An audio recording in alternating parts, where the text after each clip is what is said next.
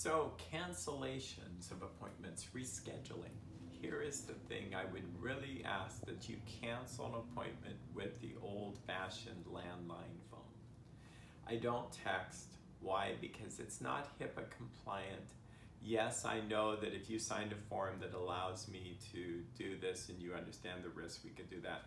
I just find it's not the most efficient form of communication of any emotional nature.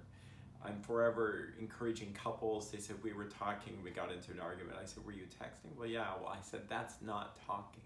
That's not face-to-face. So things could be so misconstrued through texting. So no canceling of anything through text or an email for the same reason. It's not that I don't email with encryption, but that's like, say, look at this video, or here's this report I was talking about, or something like that. But canceling, I just can't see it fast enough.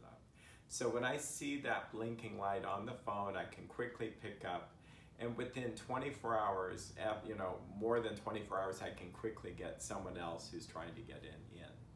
Short of 24 hours, and I'm pretty stickler about this, you end up with a $75 missed session fee.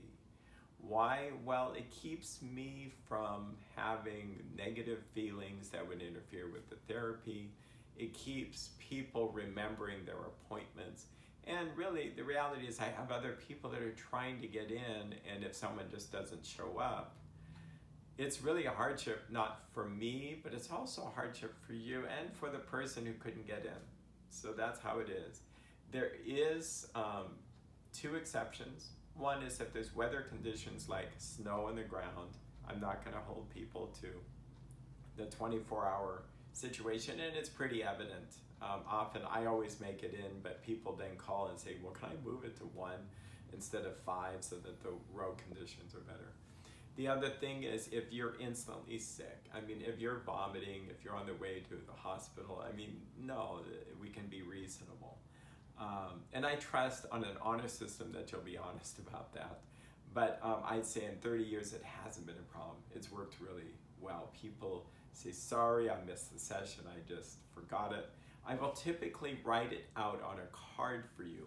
Why? Because if I write it down wrong, then I wrote it down wrong. But if you're typing it in your phone or writing it down, I can't control how you wrote it down, and what if you write it down wrong?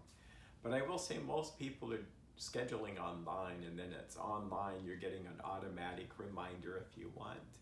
And you can go online with your password and log in and can see when your appointment